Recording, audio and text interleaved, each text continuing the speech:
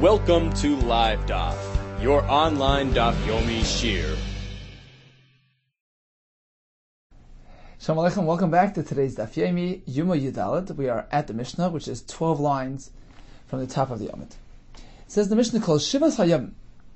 Throughout all those 7 days of Prisha, where the Kohen Gadol resides in the Lishkas Parhedrin, those days are meant for training as well. Called Shivas Hayamim. Throughout those 7 days, who's Zerek es Adam, the Kohen Gadol is meant to do the Zrika of the Dam of the Tamid in the Beis Hamikdash. Umakteres Akteres. He would bring the Keteres on the Mizbeach. Umeiteves Haneres. He would clean out the menorah and prepare it for the Hadlaka. Umakriv es haroish ves haregel. And he would be makriv the roish, the foot. This was the first installment. So they split up the carbon tamid in sections, and the first kohen would bring the roish and regel on the mizbeach, and that was meant as the kohen gadol's portion. So he was involved in the avodah and the akrava of the karbonos during those 7 days, in order to train him for the upcoming avodah Yom Kippur. Ushar kol yamim. Now throughout the rest of the year, he didn't have to be involved, but if he chose to, he had full privilege to take part. Imratza, if he wished, lahakriv, to take part in the hakrava makriv, he can do so, even at the expense of the kohanim who meant to serve on that day. He could just come in there and take a part. Shekohen gadol makriv chelik b'rosh. Kohen gadol has a part in the hakrava b'rosh. He can choose the best hakrava that he wants, the best portion of the carbon, whatever he wants to do, he has the right to do so. He was the head of the Kohanim Gedolim, and he had that privilege. When it came to consuming the carbon, he had full right to choose the best portion of the carbon for his achila. Let's take a look at Rashi, which is around 15 lines from the top of the Amid. Mas Nissen, hu zerek es Adam, shot tmidim. So he was involved in the zrika of the dam, Talmud Shal Shachar, Shaben Arbayim, Kadeshi Rogel Umezuman Ba'avodas Yom Kippurim. She should be fully versed and proficient and fully practiced when it comes to that great day Yom Kippur. Umeitev Haneres Medashim and Efer Apsila Shekavu. You'd clean out the ash, the spent wicks which were in the menorah. V'chein kol yom v'yom. Says Rashi, this was something done on a daily basis. Mativen b'boiker. They would actually clean out the menorah in the morning. Shenemar b'boiker betives haneros. So this is a daily chore, and we're going to see in the Gemara the fact that the pasuk uses a double word b'boiker. It teaches us that the hatava process, the cleansing process in the menorah, took place in 2 phases.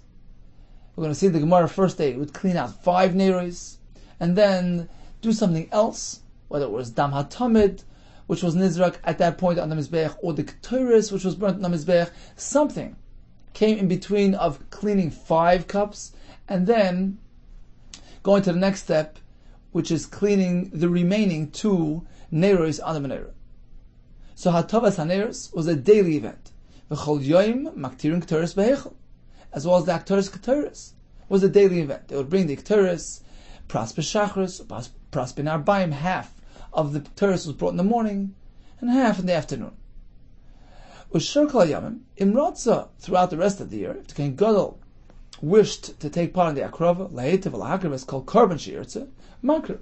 Ve'ein hamishmar yachal akval yodei. The mishmar cannot get in his way. He has a right to participate in any akrava that he chooses. Makriv chelik b'rosh. What does b'rosh mean? He can pick first choice. Roishu lahaktir lahakriv kol chelik sheyivchar. And when it comes to eating the karbanos as well, v'noitel chalak b'rosh. Bechalukas achilas kachim. B'rosh means mana yafa, the best portion, shivcha lai, which he chooses for himself. So this was part of his the perks that went with the position.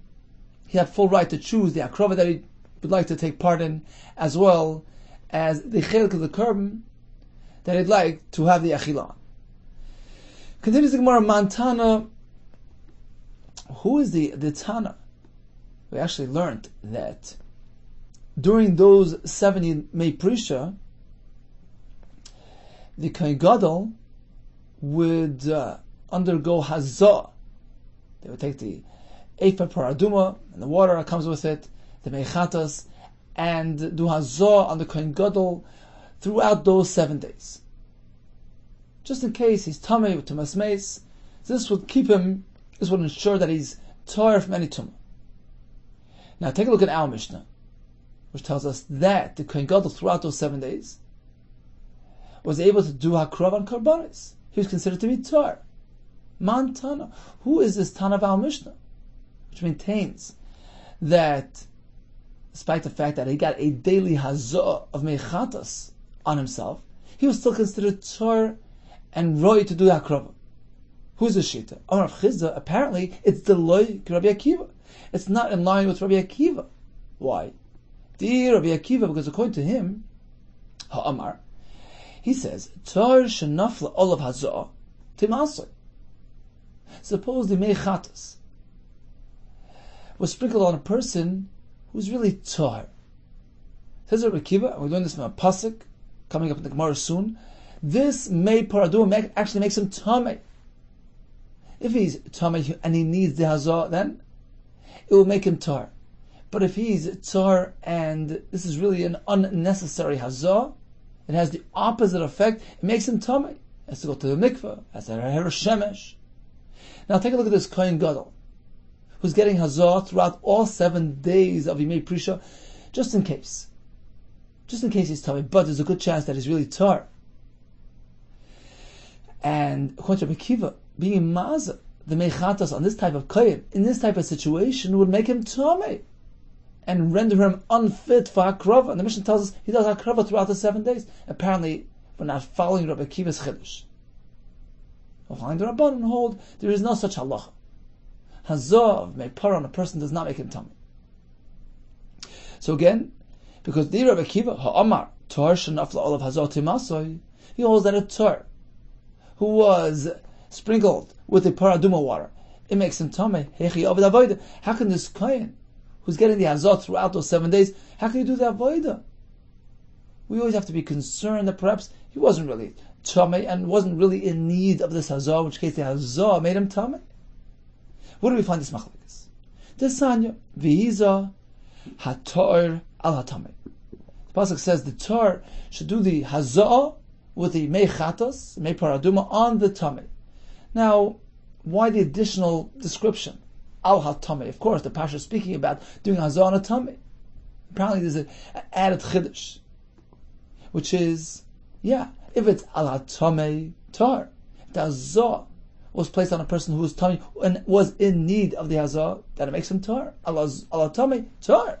Val ha-tar, tamei. But if the hazah was applied to a person who wasn't in need of hazah, in which case it was a totally unnecessary hazah, al ha-tar, tamei. It makes him tamei, has the opposite effect.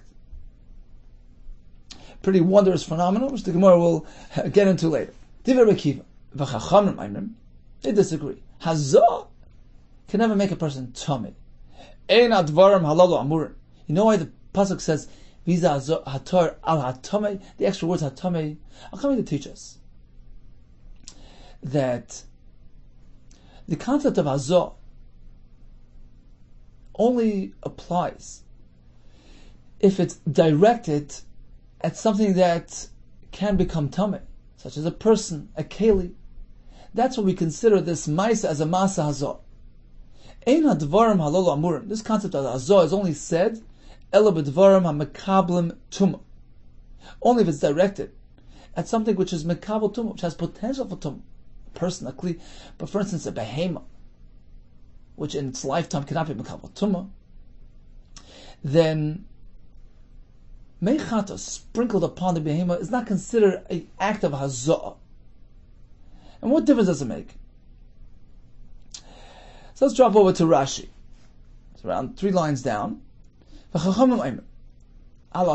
words alatame is indeed lidrasha. You're right, it's coming to tell you something. Lidrasha.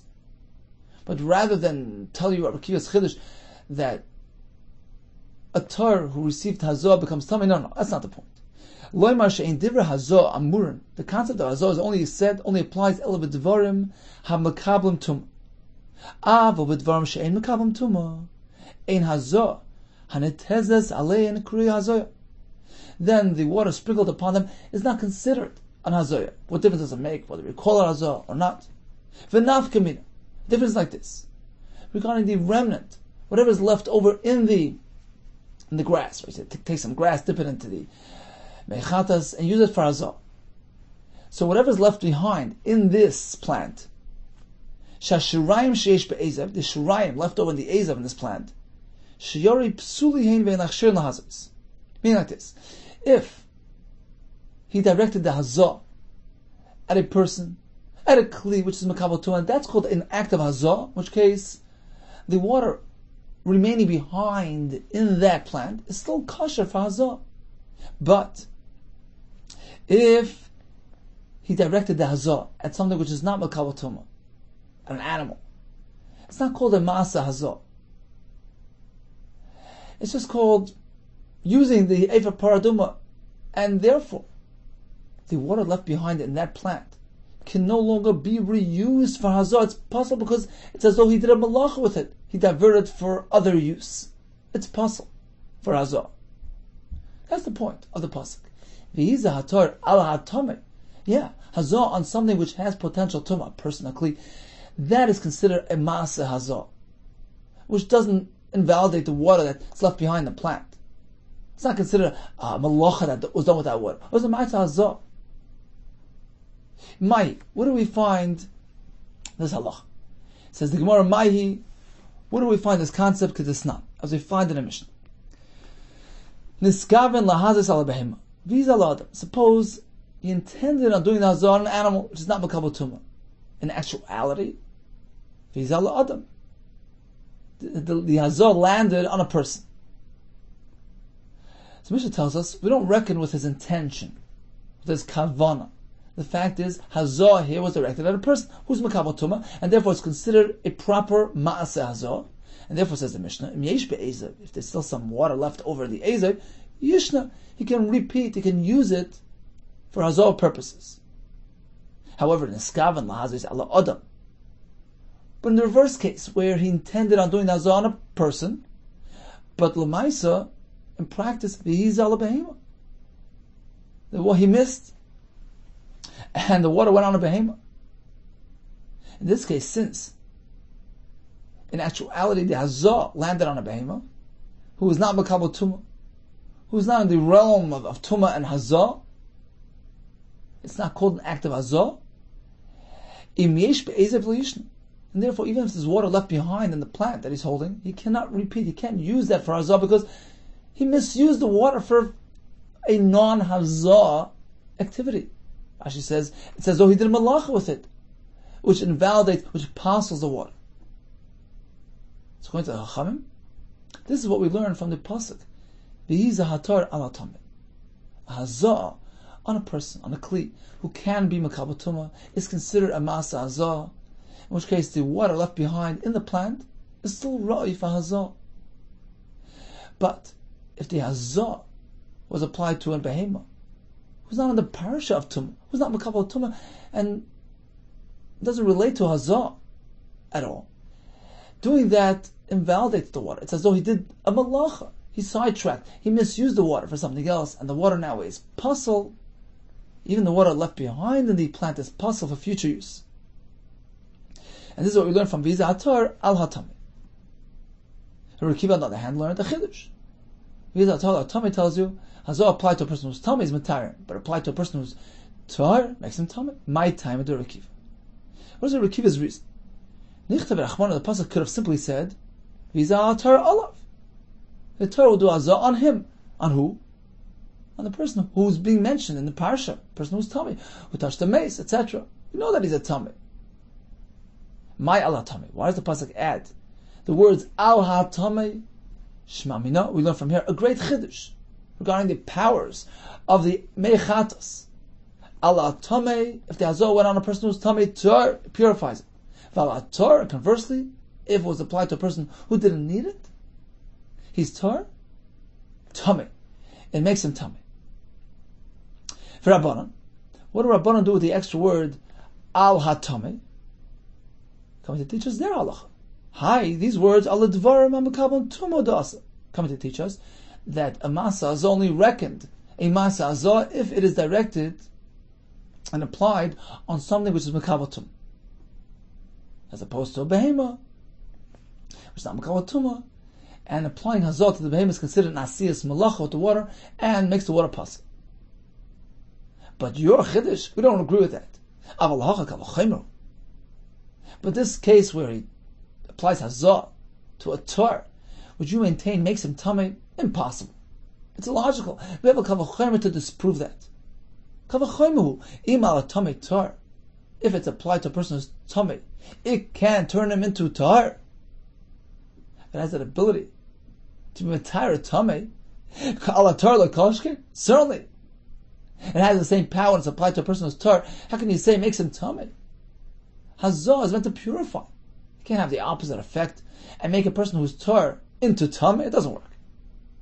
Rabbi Akiva, so what does Rabbi Akiva say? You're right.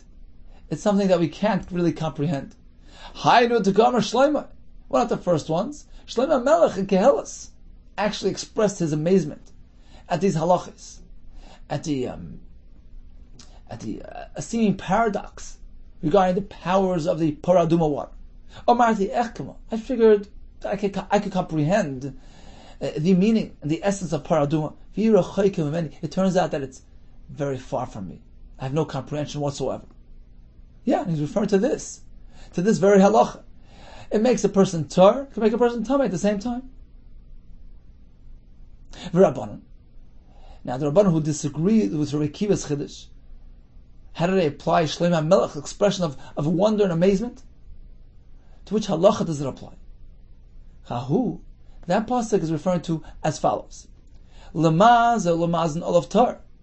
That although the person who's a maza, who's doing the hazah, as well as the person who receives the hazah, lamazin olav, they're both tar. On the one hand, we see meichatas involves tahara. On the other hand, v'noyigeh behen tamei. If one interacts, he touches the ephah paraduma for no reason. So he touches the meichatas unnecessarily. Taisus Nida Daftes says this. It means unnecessary touching. It makes him tamei. That's a chiddush.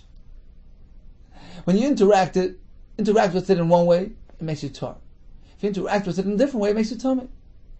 That's what Shlomo Melech was expressing. Amarti echkema. I figured I could figure this out. It's very far. I once heard a very nice word, a mussar word, on this pasuk. Amarti echkema. I thought I could understand. The depth of the Torah and the mitzvahs and the chukim of par. It seems to be so distant. When a person considers himself roy and able to comprehend the depth of Torah, then he's really far away. He doesn't really have a true appreciation for Torah. Amarti echkema. If a person figures he can understand, then to him the Torah is far away. He's really at a distance. But on the other hand, if a person really appreciates the depth and the magnitude of Torah Hashem, he realizes that it's far from him. And anything that he understands is just a schus. So it's a minute interaction and comprehension with Torah. Just on the surface. Like the Ramban in the Hakdama of Bereishis says, all the Torah that we understand, everything is less, listen to this, less than a tipa b'yam hagadol. Equals less than a drop of water relative to the entire sea. So our comprehension is very limited. And if a person realizes that, then he's really zeichet to understand. If he says, I'm not echkema, let me try to understand whatever I could with my limited abilities, then the Torah is very close to him. Then he truly relates to Torah properly and is zeichet to comprehend Torah. In fact, that's also a Vart said regarding the chiddush of Akiva. When you take the water and imaza on a tar, makes him tamei. On a tamei makes him tar. So in a derech hamusa we can say, when a person knows that he's in need of help, he realizes that he's deficient, he's sort of tamei. So in that case, the water helps him. It's mitayr him. He recognizes his chesroinus. He seeks to improve and to grow and to do tshuva. Then it's mitayr him. But on the other hand, if a person says, "Oh, I'm tar," a tar, he becomes tummy. If you maz on the Torah, if this Torah fellow, a person who thinks that he's already there, then actually it has the opposite effect on him. This attitude makes him tummy, and doesn't allow him to grow and to reach great heights. That's a musavart on this Gemara. But in any case, practically speaking, it was something which was incomprehensible. Shlomo Melech said, "Amarti ech kon v'yichoykim imeni." According to Rabbi Kiva, it's referring to this concept of the fact that it has the ability to be matayr a tummy and to be matame a Torah. According to Rabbanon, the fact that when you're involved in hazah, it's okay. But if you just interact unnecessarily, do negia, it makes you tummy. Says the Gemara, "Umaz Torah." Is that true? That when a person does hazah, person does the actual hazah, he's tar. The pasuk clearly says that a person who does the hazah on the main nida.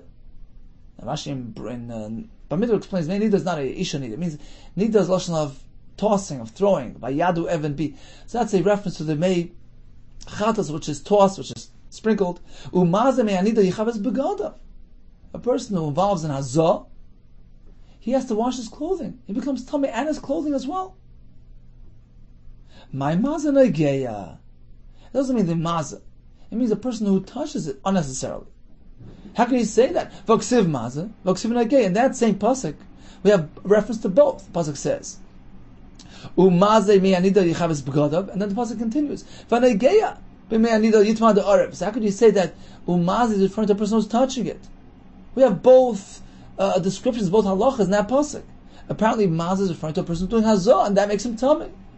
Another problem, another reason why you can't say that maza is noigeya, because the pasuk says umaze me'anida yichabes begodav. He becomes tummy to the extent that he makes his clothing tummy as well.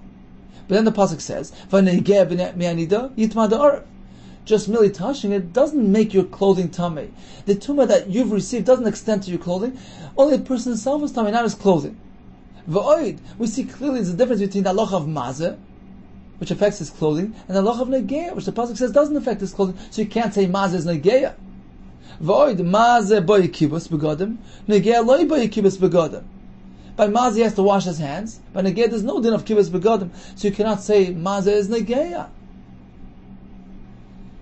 If so, we seem to have a pasuk that even the mazeh is tummy. Says the word ella mai mazeh. You must say the word mazeh is referring to noise. A person who's carrying the meichatas. Perhaps he's not even touching it, but just carrying it, lifting its weight, is a more intense interaction. And in that case, the pasuk indeed tells you that you acquire tumah from the meichatas. Again, we're speaking touching, carrying unnecessarily. So then there's a tumah applied to the person, and we find this difference between noisei and negeya. By negeya, it's only a personal tumah without his clothing getting affected, but by noisei, it's a more intense interaction. He's actually carrying it. In that case, even his b'gadim become tumah. But the mazeh, merely doing the hazah, that doesn't generate a tumah. Says the Gemara, if mazeh means noisei, why can't the pasuk simply say the person who carries the me'anida will become tummy? Why use the word mazeh to describe the noise?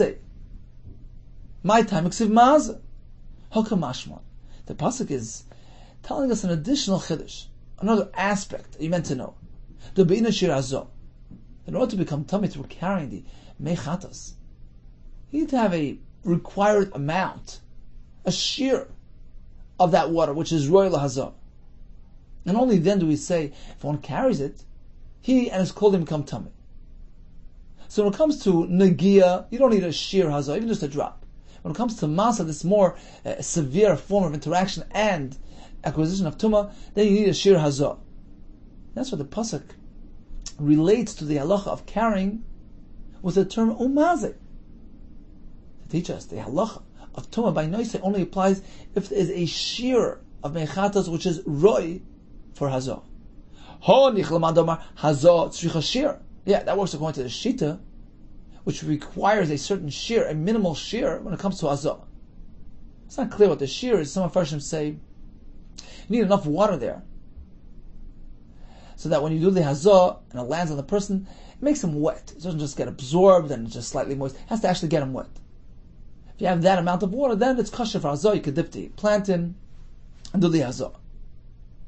So according to this shita, hazah has a shear, and the pasuk which tells us umaze me'anida yichabes gadav is referring to the person who's carrying that amount of water, which has a shear hazah. But according to other shita, who doesn't require a shear of water when it comes to hazah, any amount of water is sufficient. So this concept doesn't exist. Michael Meimer. How you explain the pasuk now? Why is it pasuk? When looking to describe Tumas Masa, use the word V'amaze me'anida. Why Maze me'anida? Why not just say carry it? Even according to the shita, which says that you don't need a shear by hazah, hanemile agaba de gav. That's a reference to the water which arrives on the person. You don't need a significant amount of water.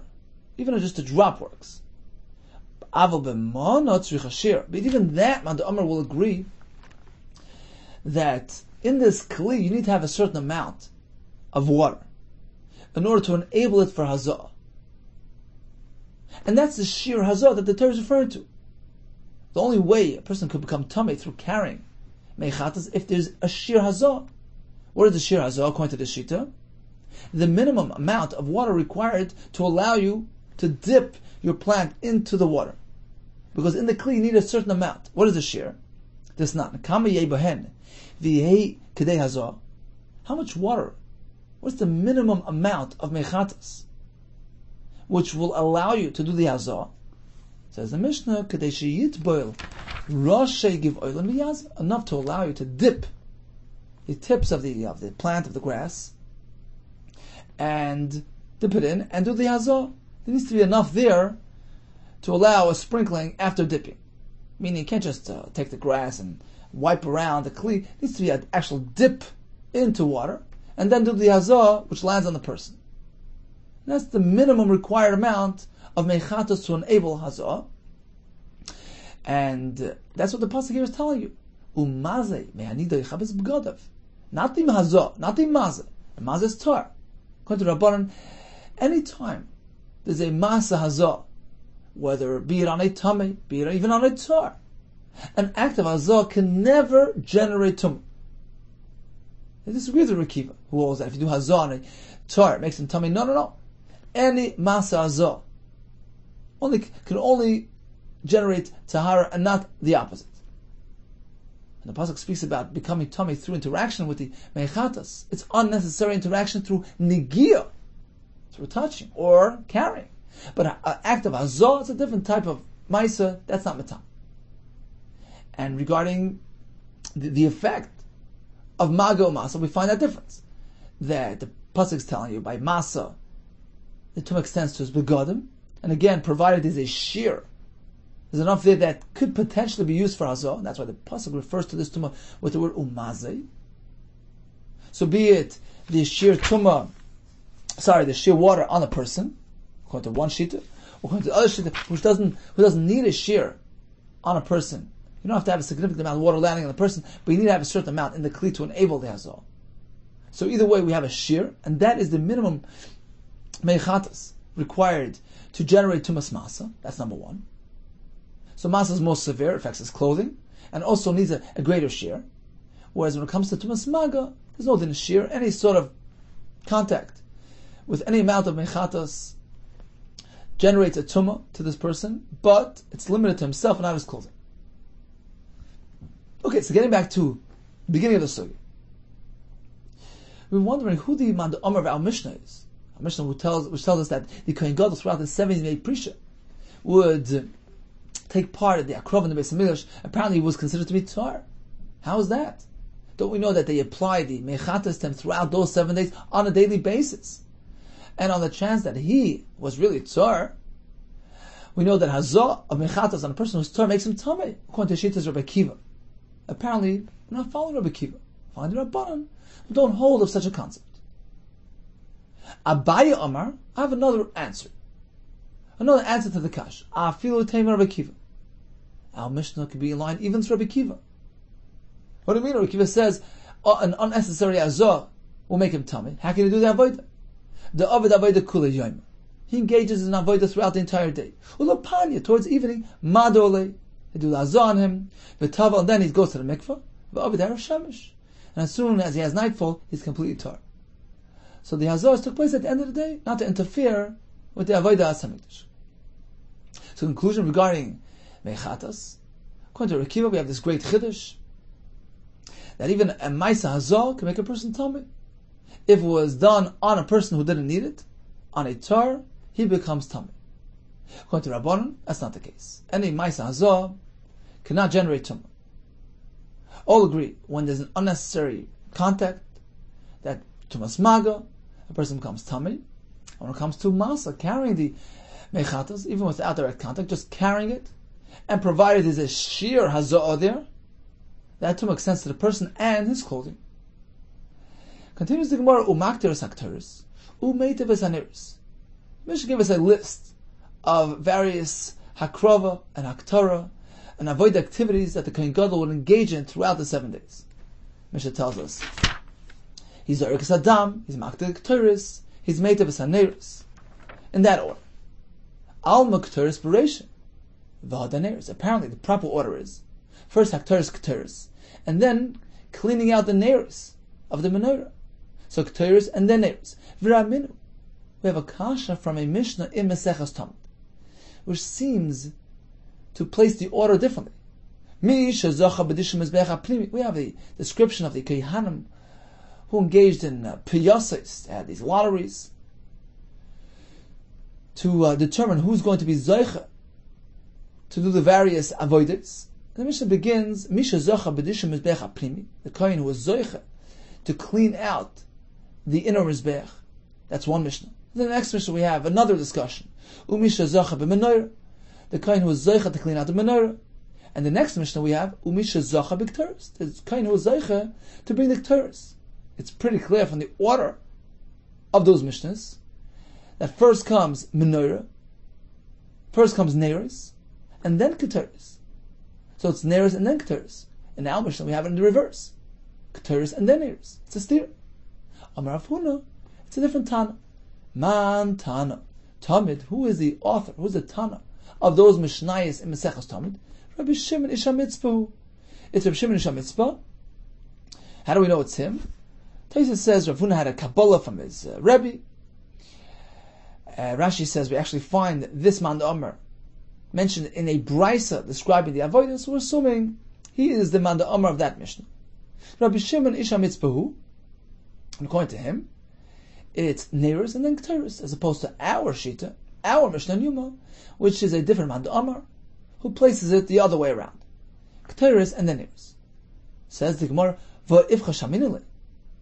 We actually find that Rabbi Shimon Ish HaMitzpah does not agree with the description of the avodah as described in the Mishnah and Talmud. So you can't say he is the author of the Mishnah and Talmud. He disagrees with the Stam Mishnah of Talmud. When it comes to the Hazor Saddam, as we're going to see, that's not. We're speaking about Zrika of the Dam Talmud, which was an Oila. An Oila generally requires a matana of Shtaim Shem Arba. So the Kohen would go around the Mizbeach and apply the dam on two corners, on two opposite corners. Mizrach Tzafin and Marav Durham. So this was the Mizbeach, and this was the Durham side, the ramp off to the side. The Kohen was making rounds around the Mizbeach, from Durham to Mizrach to Tzafin. At that corner, Mizrach Tzafin, he stops, applies the dam at the corner, so it spreads in both directions.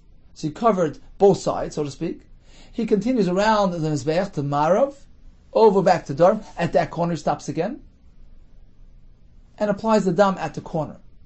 And that spreads over to the two sides, Marav and Durham. So he does two applications, Shtaim, Shem, Arba, which really translates into four, because it ends up in all four sides of the Mizbeach.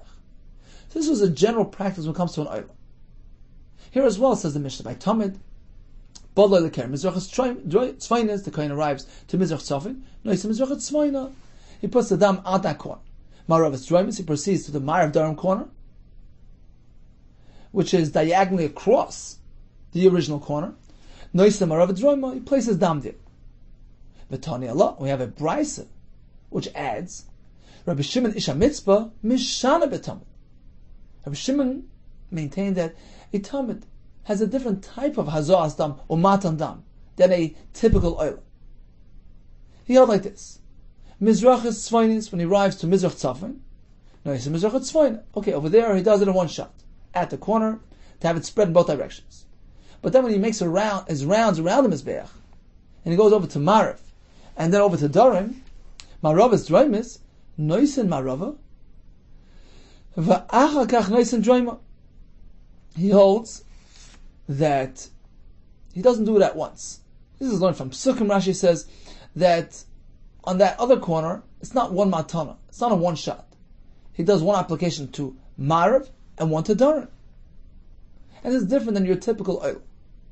In any case, we see that Rav Shimon Isha Mitzvah disagreed with the order, with the sequence, with the description of events as described in Mishnayos Amidos. So how could you suggest that the Mishnayos Amidos are in line with his opinion, that he's the author of those Mishnahs? You can't say that.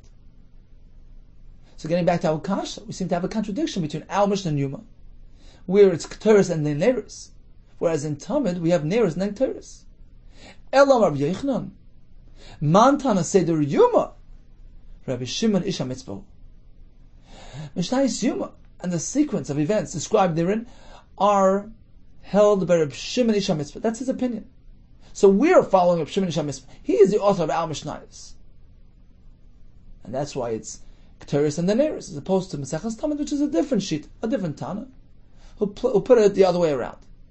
First Neris, and then Keteris. Somebody else, it's Keteris, and then cleaning out the menorah. Over there, it's cleaning out the menorah, and then Mimak to the Keteris.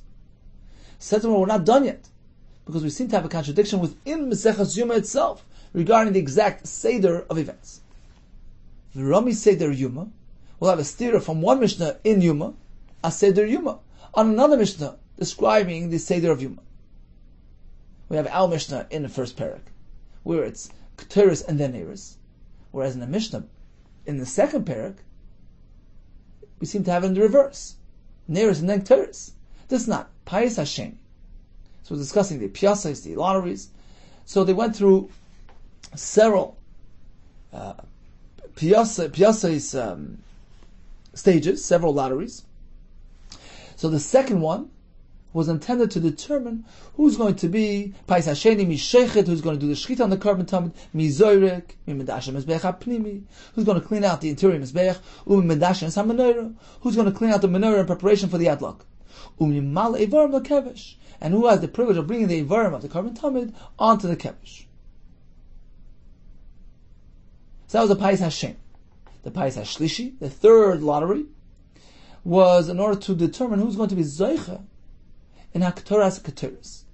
And they announced, Chadash and Keteris. Only those who are new to the Keteris, ones who were never Zoicha to bring Keteris, only they're entitled to participate in the Payas. Boyuvafis, come and take part in the Payas. Why only newcomers? Says Rashi. So Rashi here is on the first very wide line. Right in the middle of that line. Chadashim. Says Rashi, Kohanim shali k'tiru k'teris mimim. Only those Kohanim who never had a chance to bring k'teris, they will come together, yiskabtzu kulon lekan, legoyer l'k'teris. Avalo yishana, but not those who already had the privilege of bringing k'teris. Why? The Gemara tells us later, they never gave a person a second chance to bring k'teris. Because it would make a person wealthy. And it was very sought after avodah. Shneimar yisimu k'ter ba'pecha v'kusiv asrei baruch Hashem cheloi. We learn from here that Hashem gives a special bracha of wealth to those who engage in bringing k'teris. Okay, so that's the pshat why chadash and k'teris. In any case, what do we see from this sequence of events, from those mishnayos? How does it work? We learn from there, hatovas haneres, cleaning out the neres of the menorah, precede Adan in advance, kodemas l'kteris, before the kteris. It's pretty clear from the Mishnah. In the Pais HaSheni, they discussed who's cleaning out the menorah. But then in Pais HaShlishi, they proceeded to K'teris. So it's Neiros and then K'teris. As opposed to our Mishnah here, we have K'teris and then Neiros. So we have a steer within Maseches Yoma itself. How are we going to figure that out? The Gemara will give us two solutions. First we have Amar Abai. Loikasha, the answer is very simple. We discussed earlier in the Mishnah that the Hatavas Neiros, the cleansing of the menorah, took place in two stages. First, they cleaned out 5 of those cups. They stopped there. They interrupted with some other activity, whether it was the Damat Tamid, which was applied to the Mizbech at that point, or Haktaris Keteris, and then they came back to complete the Hatavas Neiros doing the final 2 cups. Says Abaye, very simple. The Mishnahs are describing 2 different things. Like Kasha, Kan Batavish De Neiros. Our Mishnah, where it's Keteris and then Neiros, is referring to the last 2 Neiros of the menorah. So they did 5, went out to do Keteris, came back to do the next 2 Neiros. So regarding the last 2 Neiros, it's Keteris and then Neiros. Kan, however, the other Mishnah Yoma, where it's Neiros and then Keteris, is not referring to the last 2 Neiros, but Batavish Chomish Neiros. It's the first 5 that are being described there. In which case it's Neiros and then Keteris. So according to Abaye, the way it worked was like this. You had Damat Tamid, you had 5 Neiros, Keteris, and 2 Neiros. And everybody agrees this was the proper order of events. Our Mishnah, which says Keteris and then Neiros, is referring to the last 2 Neiros. Taisus explains the Kohen Gadol would involve himself only on those 2 Neiros. That was the end of the process. He would leave the other ones for somebody else. So our Mishnah was describing the Kohen Gadol's interaction, Kohen Gadol's involvement, is focusing squarely on those 2 remaining Neiros. It was 5, Keteris and 2. So Keteris and Neiros makes sense. Whereas the Mishnah there is describing the ordinary Kohen and describing the beginning of the Atava event. So it's the first 5 and then Keteris. That's how you get Neiros and Keteris. But it's really not a machlokes. It's just a question of which segment are we focusing on. L'meimra, do you mean to say the Keteris mafsaklu? That the Keteris was the activity applied between the 5 and the 2? We know from Pasuk, Babayke, you meant to split the Hatava, the cleansing process, into 2 parts. The question was, what used to be mafsik? Apparently, says Abaye, it's the Keteris that's going to go in the way. It's going to be mafsik between 5 and 2. Is that the pshat? Does Abaye really hold that Keteris comes right in the middle there? But Abaye himself, Mesader Marocha, he presented the sequence of events in the Beis HaMikdash, the Marocha, and how they did the Keteris. Mishmei de Gemara. He was Mesader Marocha. He listed the exact order of the Akrovos involving the Marocha, arrangement of wood on his Mizbech.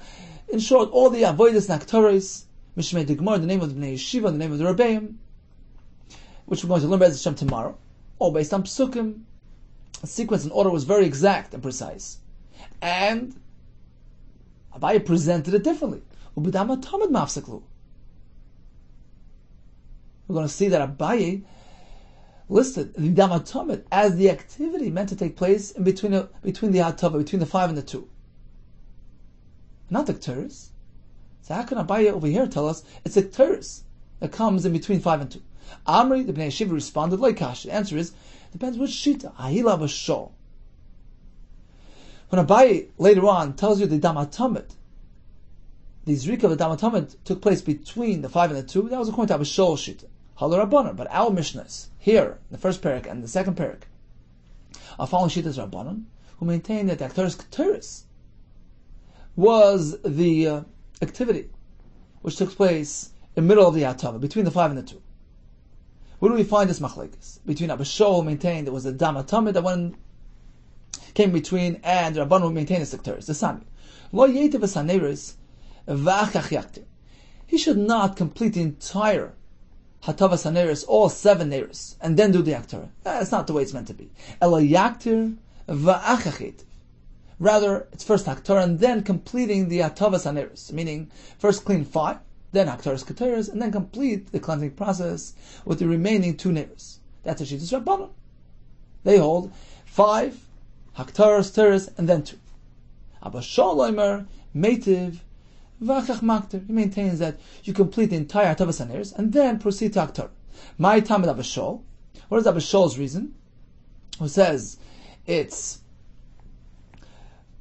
completely Hatava and then Kteris. Now, according to Abba Shol, of course, there's a hefsek between the 5 and the 2, but you mafsek not with Haktar, which is meant to follow the entire process of Hatava, rather you mafsek with Dam Hatamid. So what is Abba Shol's reason? That Kteris follows the complete Hatavas HaNeiros.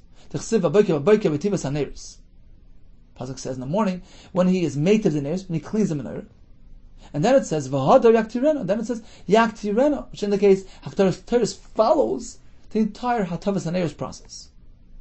For Rabbanon, now what did the Rabbanon do with this pasuk? My Kamer Rachmana. What did the Torah mean when it said first you clean the menorah, you do Hatavas HaNeiros, and then Yaktirena? Be'idan Hatava Te'mikta Keteres.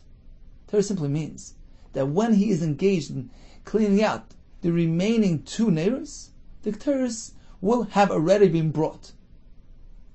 That's what the pasuk means. Be'tivas HaNeiros Yaktirena. Describing a past event. The Keteres will have already been brought by that time. Because if you're not going to follow this definition, you'll take the psukim literally. That it's first the Hatava and then the Keteres. That may work here, in the morning. But in the afternoon, when Aaron HaKohen lit the menorah, we have a pasuk which is a very similarly sounding pasuk. And over there you can't interpret it in this way. Because if you don't follow this definition, Bein Arba'im, what about in the afternoon? Aaron Esaneris. Bein Arba'im Yaktirena, when Aaron HaKohen will light the menorah, Bein Arba'im Yaktirena, who'll bring the Keteres. Hachanami, here as well, speaking to Abba Shol, here as well you're going to say, the Bereisha Madlik Neiros. V'hada Maktik Keteres Bein Arba'im. We'll take the pasuk, the seder of the pasuk literally, that first he lights the menorah and then he brings the Keteres. That doesn't work. If you'll say so, it's not true. You can't suggest that. V'atani, because we have a brayso that the Adlokas HaNeiros was the last activity on the daily schedule. Me'erev ad boik. Pasuk says, Ubahalois Yaroch Oisi Aaron Bonav Me'erev ad boik. Aaron will light the menorah from evening to morning. We learn from here 2 things. Number 1, the amount of oil meant to be placed in the menorah. Tein lo midasa. Put in enough oil, which Rashi says was a half a lug. Shtei doilekes v'alechas kol layla, which will last throughout the night. Me'erev ad boik. So half a lug was enough for the longest night of the year. Rashi says, well, on the short nights it would have some left over. Shanim said it would actually make the wicks thicker on those short nights, so that it consumes the entire supply of oil. In any case, that's what the pasuk is telling you. Put in enough oil to last throughout the night. Another pshat. Me'erev ad boik is telling you, Einocha avoida shekshera me'erev ad boik elo zu bavad. This is the last thing on the list. There's no other avoida soim, no other part of the daily routine which is kosher to be done at night. Einocha avoida shekshera me'erev ad boik. There's no other avoida which is kosher throughout the night. Elo zu bavad, except for this avoida, except for the adlokas neiros, in which case the neiros burn throughout the night. It's pretty clear. The last avoida is the neiros, and not the Keteres. It's not followed by Keteres. So how do we interpret the pasuk? The pasuk, which we just mentioned, Ubahalos Aaron Esaneris Ben Arba'im, Yaktirena, which seems to indicate that Keteres takes place after Adlokas Neiros. We know it's not to be so. Elam Aikam Rachmana. Apparently, what is the pasuk telling you? Exactly as the way we interpret the pasuk. Be'idan hadlaka. Te'mikta Keteres. Not that you do Keteres after the Neiros. Be'idan hadlaka, while he's engaged in lighting the menorah, Te'mikta Keteres. The Keteres will have already been brought in the Mizbeach. Keteres precedes Hadlokas Neiros. Hachanami here as well, when it comes to the morning routine. The pasuk that we had in the bottom of Yidal and Beis. Ba'boker, be'tivoy es haneros. And the pasuk concludes with the word yaktirena there as well. The pasuk doesn't mean that this is a sequence of events. First you clean out the menorah and then do the hakteres keteres. Hachanami here as well. Be'idan atava. The pasuk means when he's engaged in cleaning out those remaining 2 neiros. The keteres will have already been brought on the mizbeach. So according to the Rabbanon, it's going to be cleaning out 5 neiros, then Keteris, and then cleaning out the remaining 2. According to Abishol, no, it's first cleaning 5, then bring the Damataman in the middle to make that hefsek, then the final 2 are cleaned, and then the Keteris. But all agree when it comes to the Ben Arbayim routine, of course, Keteris preceded Hadokas Neiros. That's a kashan al Bashol. He agrees that Keteris precedes Hadokas Neiros. We have a pasuk, Me'erev Ad Boik, this is the only thing. Hadokas Neiros is the only thing valid at night. Now all the pasuk says, Ben Arbayim Yaktirena, doesn't mean do the Haktorah after the Neiros. Rather before the Neiros. They should be already, the Keteris is already burning during the Hadokas Neiros. This is right to Rabbanon's approach, right to their interpretation of the Psukim. And the Kashat Abishol. V'Abishol Amlach. Abishol will respond. Shani Hasam. I agree. When it comes to Hadokas Neiros and Keteris, of course, Keteris precedes Hadokas Neiros. The pasuk says, Yaroch Oisoi. Aaron Ubanav Erad Boiker. It's a miyut. Only this is kosher at night. And Keteris can't follow Hadokas Neiros, apparently.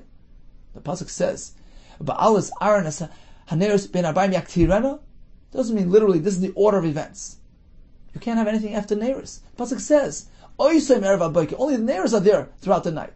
Apparently here the Keteris precedes the Neiros. But that's an account of an extra pasuk, extra miyut of Oisoi. But when it comes to the other discussion, the morning routine, when they did the Hatava and the Keteris, I maintain, let's follow the wording of the pasuk literally. And then it says Aktirena, to indicate that Keteris follows the Neiros. Okay, so this was Abaye's way to answer the kasha between our Mishnah, where it was Keteris and then Neiros, and the Mishnah later on in YOMA, where it's Neiros and then Keteris. Says Abaye, both Mishnahs are following Shittas Rabbanon, where it was Damatamid, then cleaning out the 5 Neiros, then comes Keteris, followed by the remaining 2 Neiros. Our Mishnah, which says Keteris and Neiros, speaking about the final 2 Neiros, which the Kohen Gadol was involved with. So it's Keteris and then Neiros. The Mishnah later on is describing the first 5 Neiros. So it's Neiros and then Keteris. Very simple. Rav Papa Amar, he has a different teretz. Both Mishnahs are speaking about the same Neiros, the last 2 that are being cleaned out. And the 2 Mishnahs reflect these 2 opinions of Abishol and Rabban, like Kash. Harabban, the Mishnah by us, where it's Keteris and then Neiros, is Harabban, following the Rabban, who hold that it was 5 Neiros, then Keteris, and then the remaining 2 Neiros. So Keteris and Neiros is in reference to the last 2 Neiros. It's Rabban. Abishol, the Mishnah later on is following Abishol's shit, who holds that Keteris was way later. You first had the 5 Neiros clean, then the Damatamid applied, and then the last 2 Neiros, and then the Keteris. That's what the Mishnah says, Neiros and Keteris. Because that was the Seder according to Abishol. So conclusion, we had a steer regarding the Mishnahs in Maseches YOMA, which are presumed to be following the Shita of Rabbi Shimon Ish HaMitzpah. We had a steer. One Mishnah by us speaks about Keteris and then Neiros. Mishnah later on speaks about Neiros and then Keteris. Said Abaye, there's no contradiction whatsoever. There's no stira. The Seder was as follows: Dam Tamid, then the Atav of the Chamesh Neiros, followed by Keteris, and concluded with the Shtei Neiros. Our Mishnah is speaking about the last 2 Neiros. So it's Keteris and then Neiros. Mishnah later is speaking of the first 5 Neiros. That's why it's described as Neiros and then Keteris. Rav Haba says, our Mishnah is following the Rabbanon, who worked as follows: Dam Tamid, and then Chamesh Neiros, followed by Keteris, and then 2 Neiros. So the Mishnah is describing the last 2 Neiros, and therefore it's Keteris and then 2 Neiros. The Mishnah later on is following Abishol, and again we're focusing on the last 2 Neiros. But according to him, it was first cleaning 5 Neiros, followed by Dam Tamid, which was mafsed between the Atava of the 5 and the 2. Then we have 2 Neiros, and then Keteris. That's what the Mishnah says. It's Neiros and Keteris, and following with Shita's Abishol. Now regarding the Mishnah and Tamid, where it's Neiros and Keteris, so that's following a different Shita, a different Tana, who holds first they cleaned the 5 Neiros, then came the Dam Tamid, then they cleaned the 2 Neiros, then the Keteris. And it seems that according to Rav Papa, it's very plausible to say that that Mishnah is following Shita's Abishol, who holds that that was the proper sequence of events. Okay, time for a brief Chazara. Mishnah tells us that Kohen Gadol had first rights when it came to being makriv karbonos and eating kachim. In fact, throughout the 7 days of Prisha, he would be actively engaged in the Aktara of the Avodah of the karbonos in the Beis HaMikdash to train him in. What about the fact that they did Hazov, Mechatos throughout the 7 days? Why doesn't it make a tummy? Well, following the Rabban, don't hold to such a chiddush that putting Hazov on a tar will make him tummy. Or, even according to Rabbi Kiva, they waited until the end of the day, in which case it didn't interfere with his Avodah. We had a contradiction regarding the Seder. Neiros, Aktara, Neiros. We have a Mishnah here, a Mishnah later, Mishnah Tamid. And we have 2 ways to answer the stira. Abaye and Rapapa. Kol Tov and Atzlacha Rabbah.